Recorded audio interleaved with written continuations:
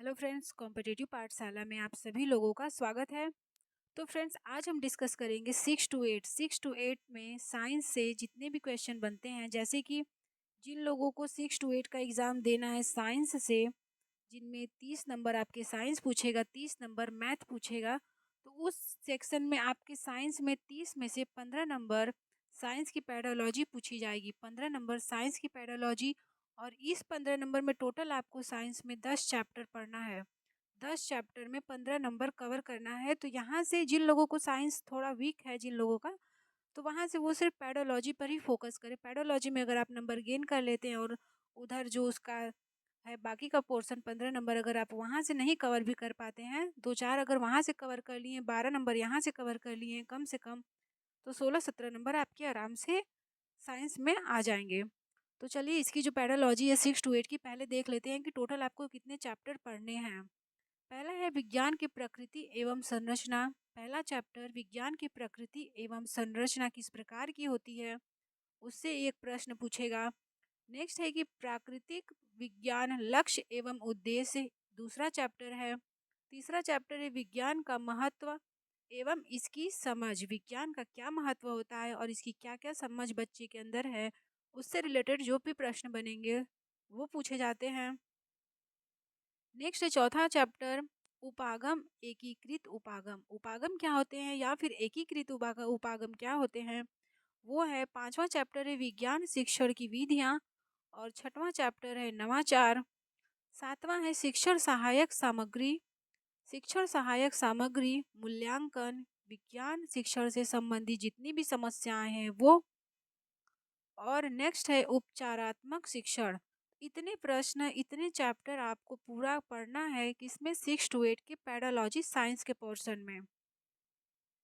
तो चलिए फ्रेंड, पहले स्टार्ट करते हैं। पहला चैप्टर आपका है विज्ञान की प्रकृति एवं संरचना। तो आज पहला चैप्टर से जितने आपके इम्पोर्टेंट क्वेश्चन हैं या फिर जो प्रीवियस ईयर में पूछे गए क्वेश्चन हैं उसको हम डिस्कस करेंगे। फिर इसी तरह एक एक चैप्टर करके जितने भी 10 चैप्टर हैं उन सारे को हम डिस्कस कर लेंगे। तो स्टार्ट करते हैं। पहला क्वेश्चन है, पहले चैप्टर का पहला क्वेश्चन है, किसी वैज्ञानिक सिद्धांत को सर्वसम्मति से स्वीकार्य होने के लिए उसे उपर्युक्त डैश अथवा की कसौटी पर खरा उतरना ही पड़ता है। आपके ऑप्शन ये हैं कि विश्वासों, मान्यताओं। तो फ्रेंड्स, किसी वैज्ञानिक सिद्धांत को सर्वसम्मति से स्वीकार होने के लिए उसे प्रयोगों अथवा निरीक्षणों पर, कसौटी पर खरा उतरना पड़ता है। जो दूसरा ऑप्शन है वो आपका करेक्ट है। नेक्स्ट है दूसरा क्वेश्चन, विज्ञान मनुष्य को दृष्टिकोण अपनाने में सहायक होता है। तो यहाँ से जो विज्ञान है वो मनुष्य को अंधविश्वासों, तो चारों ऑप्शन में आपके अंधविश्वास है। तो जो विज्ञान मनुष्य को अंधविश्वासों को त्याग कर वास्तविक जीवन, वास्तविक दृष्टिकोण अपनाने में सहायक होता है, तीसरा ऑप्शन आपका करेक्ट है। नेक्स्ट है तीसरा क्वेश्चन, विज्ञान प्रत्येक तथ्य का डैश करके उसे प्रत्येक भाग को समझने का प्रयत्न करता है। तो जो विज्ञान है प्रत्येक तथ्य को सबसे पहले वो विश्लेषण करता है और उसके बाद उसको बारीकी से समझने का प्रयास करता है। चौथा ऑप्शन आपका यहाँ से करेक्ट है। नेक्स्ट क्वेश्चन है कि वैज्ञानिक पद्धतियों में निम्नलिखित में से किसका विशेष ध्यान रखा जाता है। वैज्ञानिक पद्धतियों में निम्न में से किसका विशेष ध्यान रखा जाता है। तो वैधता का भी ध्यान रखा जाता है, विश्वसनीयता का भी, वस्तुनिष्ठता का भी और निष्पक्षता का भी ध्यान रखा जाता है। तो यहाँ से ये जितने ऑप्शन है वो आपके करेक्ट हैं। तो ये सभी चारों जो हैं उनका ध्यान विज्ञान पद्धतियों में रखा जाता है। नेक्स्ट है विज्ञान का प्रमुख आधार निम्नलिखित में से किसको माना जाता है। तो फ्रेंड्स, विज्ञान का प्रमुख आधार प्रत्यक्ष ज्ञान को माना जाता है। केवल ए वाला जो है आपका करेक्ट है। आप ये भी देखते रहिएगा कि आपके कभी कभी ऐसा होता है कि हम यहीं पे देखते हैं और इसी को आंसर चूज कर लेते हैं, लेकिन ऑप्शन में ए बी सी डी ऐसे करके जब दिया रहता है, जैसे कि आपका प्रत्यक्ष ज्ञान अगर ए है, यही आपके पहले ऑप्शन में ना दे के दूसरे ऑप्शन में दे देगा और हम झटके से इसको आंसर टिक कर देंगे पहले वाले को और हमारा आंसर मिस्टेक हो जाता है। तो यहाँ पे इसका आंसर हो जाएगा कि प्रत्यक्ष ज्ञान, पहला वाला जो है केवल ए आपका सत्य है। नेक्स्ट है क्वेश्चन नंबर 6। छात्रों में तथ्यात्मक चिंतन पद्धति विकसित करने में सर्वाधिक योग दे सकता है। तो सर्वाधिक योग विज्ञान शिक्षण ही दे सकता है छात्रों में तथ्यात्मक चिंतन पद्धति को विकसित करने में। नेक्स्ट क्वेश्चन नंबर 7 कि विज्ञान की खोज करने का जो तरीका विज्ञान द्वारा अपनाया जाता है वह अधिक से अधिक होना चाहिए। कैसा होना चाहिए? तो फ्रेंड्स वो विश्वसनीय भी होना चाहिए, तर्कसम्मत भी होना चाहिए तथा निष्पक्ष भी होना चाहिए। अर्थात ये जो चारों ऑप्शन तीनों है वो आपके सही हैं। Fourth option is right.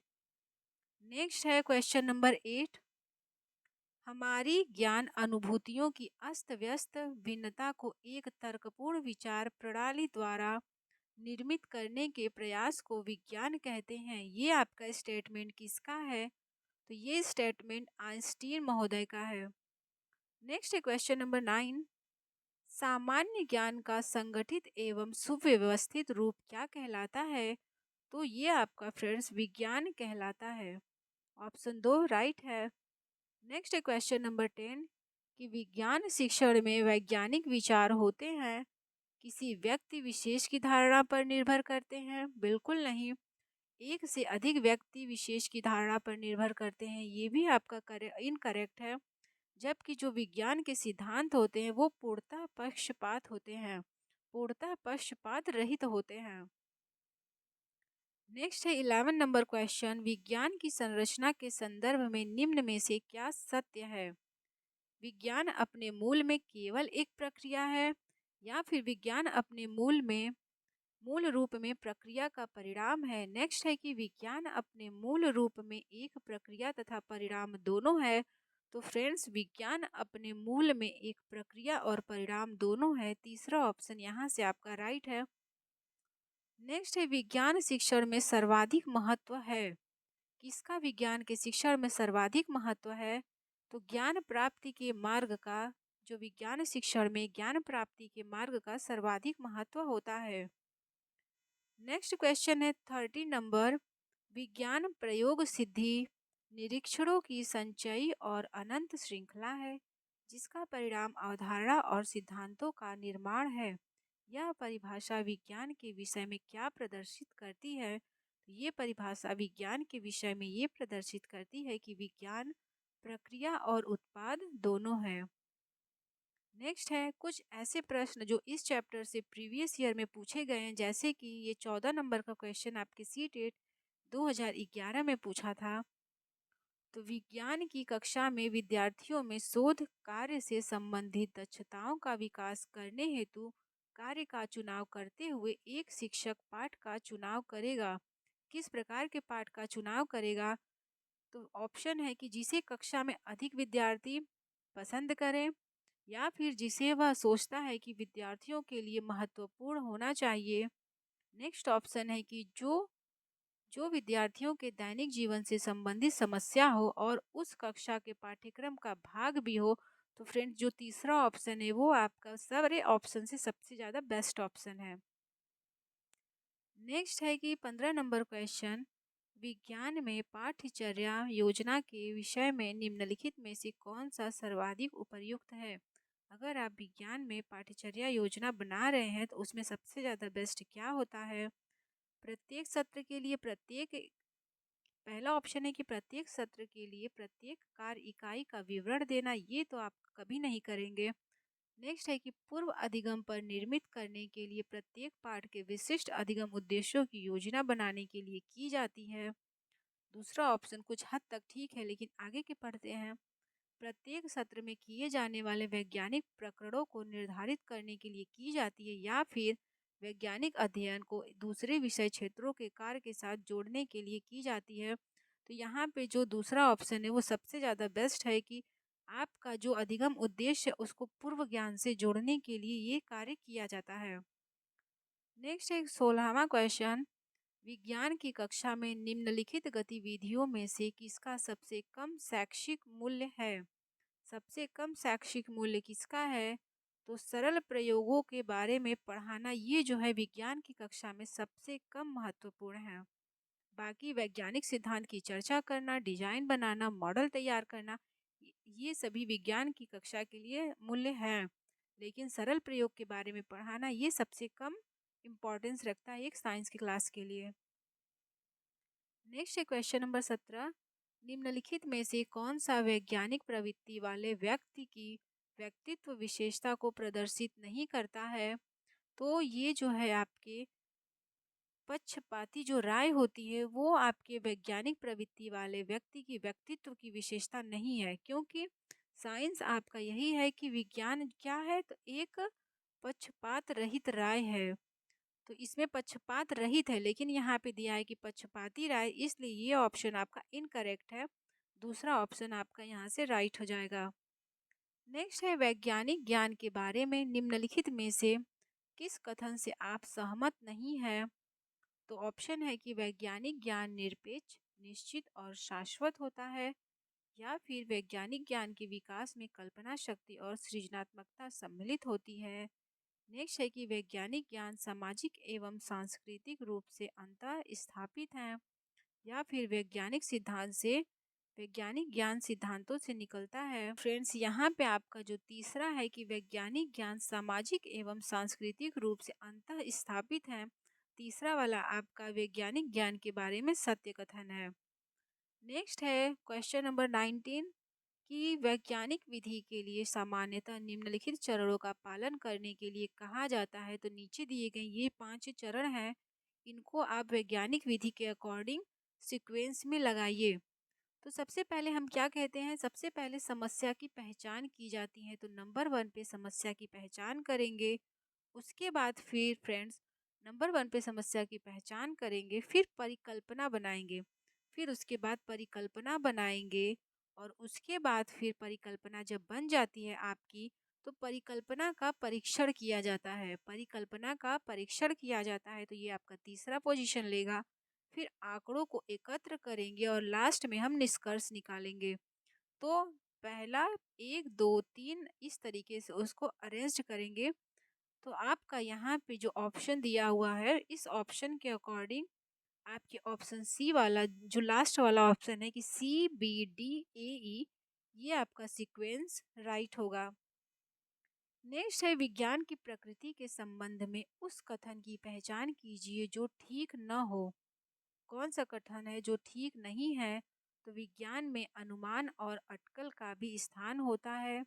तो अनुमान और अटकलें विज्ञान में कभी भी नहीं होती हैं। तो ये यहाँ से आपका राइट रॉन्ग हो जाएगा कि विज्ञान में कभी भी अनुमान नहीं लगाया जाता है, अटकलें का स्थान नहीं होता है। नेक्स्ट है कि विज्ञान को तटस्थ और वस्तुनिष्ठ के रूप में देखा जाता है और विज्ञान के नियमों को स्थिर माना जाता है। बिल्कुल नहीं, तटस्थ रूप में आप विज्ञान को कभी नहीं देखेंगे। नेक्स्ट है विज्ञान एक पद्धति और अन्य क्षेत्रों से उसका सीमांकन दार्शनिक वाद विवाद का विषय रहा है। तो नहीं फ्रेंड्स, कभी भी विज्ञान पद्धति जो है वो एक, पहले तो वो सीमांकन नहीं है और वो दार्शनिक विवाद विवाद का कभी भी कारण नहीं रहा है। तो यहाँ से आपका तीसरा ऑप्शन भी इनकरेक्ट हो जाएगा। नेक्स्ट ऑप्शन है कि विज्ञान के अधिकतर स्थापित और सार्वभौमिक नियमों को नए अवलोकन प्रयोगों और विश्लेषण के संदर्भ में हमेशा संशोधनीय अंतरिम माना जाता है। यहाँ से ये आपका चौथा ऑप्शन जो है वो आपका करेक्ट है। तो फ्रेंड्स, यहाँ से हमसे पूछा था कि विज्ञान की प्रकृति के संबंध में उस कथन की पहचान कीजिए जो ठीक नहीं है।